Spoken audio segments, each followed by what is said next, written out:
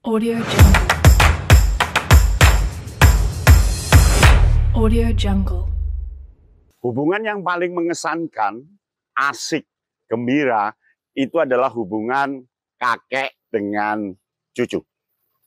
Sudahlah, tanyakan kepada semua orang usia lanjut, umur panjang, orang yang dituakan, tapi syaratnya harus punya cucu ya. Itu nikmat yang paling bagus adalah kenikmatan ketika bercengkrama dengan cucu. Tapi ada rambu-rambunya di sana. Sebab kalau tidak kita akan dimarahi oleh anak atau menantu. Tapi hubungan yang paling bagus itu dengan cucu, sehingga kakek dan nenek itu dianggap orang yang paling memanjakan anaknya. Maksudnya anaknya dari anak kita atau dari menantu kita. Ya, kalau ke bapak tidak dibolehkan, ke kakek pasti dibolehkan. Itulah hubungan batin antara kakek dengan cucu. Lalu apa tugas kakek ketika berhubungan dengan cucu? Ada tugas kakek nenek dengan cucu. Tugasnya satu, pengasuhan. Jadi seorang kakek dan nenek juga punya tugas mengasuh anak di samping tugas orang tuanya. Tugas mengasuhnya tentu tugas yang penuh tanggung jawab, penuh motivasi yang kuat, serta pengasuhan itu harus pengasuhan yang menyenangkan. Karena seorang kakek dianggap oleh cucu orang yang punya pengalaman. Karena dianggap oleh anak kita, kalau dengan cucunya pasti ada sesuatu yang bermanfaat. Maka hubungan kakek dengan cucu, yang pertama adalah hubungan pengasuhan. Yang kedua adalah tugas pembimbing. Kakek itu membimbing loh dengan cucunya dalam menghadapi tantangan hidup dan memberikan nasihat yang baik. Kan kakek itu tahu mana yang buruk, mana yang baik. Tahu mana yang harus diberikan sekarang, mana yang harus diberikan nanti. Maka tugas kakek sebagai pembimbing itu harus betul-betul dipahami oleh kakek dan nenek. Kita itu pembimbing bagi cucu-cucunya. Maka bimbinglah dengan bagus, sesuai dengan arah. Tapi ingat, zaman kakek berbeda dengan zaman cucu. Jadi jangan disamakan. Zaman cucu diterapkan sekarang, waduh susah, zamannya berbeda. Ini yang ketiga ya, teman bermain. Kakek itu harus menjadi teman loh terhadap cucunya, dan kakek itu teman bermain. Kalau bisa teman yang menyenangkan bagi cucunya, sehingga mereka dapat memiliki kenangan indah bersamanya. Jadi harus menyenangkan ya. Teman bermain, iya, tapi bermainnya jangan hanya 2 menit setelah itu cucu pergi. Nikmati permainan itu. Karena hubungan kakek dengan cucu itu teman bermain. Bukan bawahan bermain loh ya. Dia sahabat bermain. Nah, itu ada perbedaan. Kakek kan nggak bisa teknologi, anak bisa. Bagaimana bisa menjadi teman? Nah, itu kakek yang bisa menyesuaikan. Nah, yang keempat adalah pemberi cerita.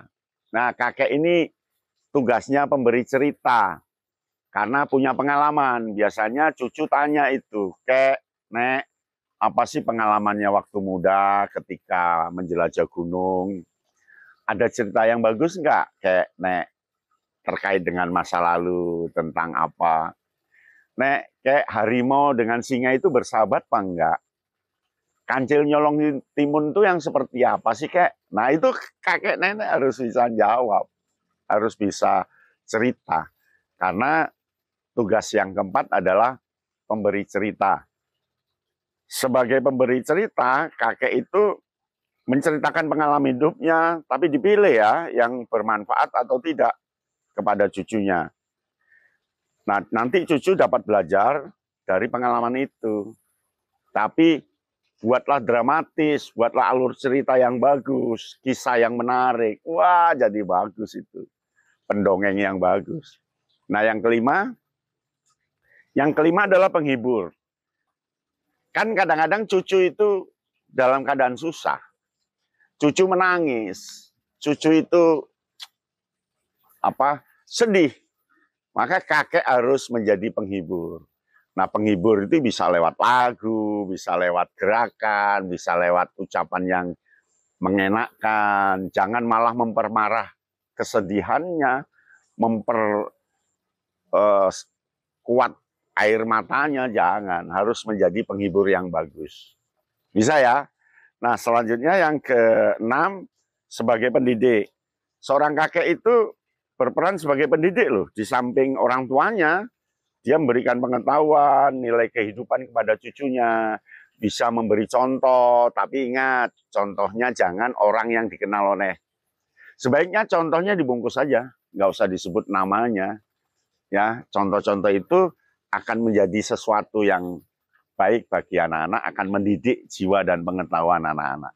Nah, kakek dan nenek ini menjadi pendidik. Hati-hati, pendidiknya ada 2, orang tuanya dan kakek nenek. Nah, kakek nenek ini kalau bisa perannya kedua. Orang tua yang menjadi utama. Kita hanya pelengkap kekuatan jiwa cucu itu. Nah, selanjutnya yang ke-7 sebagai pelindung. Kakek itu harus menjadi pelindung bagi cucunya. Sehingga cucu itu merasa aman karena dilindungi. Nah, sebagai pelindung tentu harus punya antisipasi yang bagus. Punya perencanaan risiko, kalau begini risikonya apa, kalau begini apa. Ketika lihat cucu naik sepeda, kita harus tahu risiko yang terjadi kalau ada batu di tengah. Maka batu kita minggirkan dulu, ada kendaraan lain yang lewat, harus diperhatikan dulu. Itulah fungsi kakek dan nenek sebagai pelindung. Nah, selanjutnya yang ke-7, sahabat. Di samping teman bermain, kakek dan nenek itu harus menjadi sahabat. Dia tempat curahan hati sang cucu. Tapi jangan manja. Cucu jangan dimanja. Sehingga dia melawan orang tuanya karena merasa didekengi, didukung oleh kakek nenek. Enggak. Kakek itu harus kompromi dengan anak dan menantu. Kakek nenek itu harus tahu maksudnya orang tua dan menantu ketika mendidik anak. Jadi jangan oposisional. Jangan, nggak boleh. Sehingga di situ dia akan menjadi sahabat yang bagus bagi anak dan bagi cucu. Dan cucu merasa senang punya kakek dan nenek yang kekuatan sahabatnya melebihi sahabat dia yang ada. Oh, bagus itu ya. Nah, yang ke-9, pembuat kenangan. Jadi seorang kakek dan nenek harus memberikan situasi yang memunculkan kenangan ketika dia besar. Kenangan tentang sesuatu yang tradisional, kenangan ketika masak bareng dengan kakek nenek, kenangan cerita masa lalu, kenangan yang lain lah. Nah, seorang kakek nenek dia harus memberikan kekuatan kenangan kepada anak-anaknya. Lalu yang ke-10, nah yang ke-10 itu wajib bagi kakek nenek memberikan warisan nilai. Warisan kejujuran, warisan ketabahan, warisan kegigihan, warisan istiqomah atau disiplin. Dan warisan-warisan itu penting bagi modal anak. Tetapi jangan berseberangan dengan yang diberikan orang tua. Sebaliknya, lengkapi apa yang disampaikan orang tua kepada anak. Tekankan bahwa yang diomongkan orang tuamu itu benar. Yang diomongkan orang tuamu itu maksudnya begini loh, cucu. Begitu.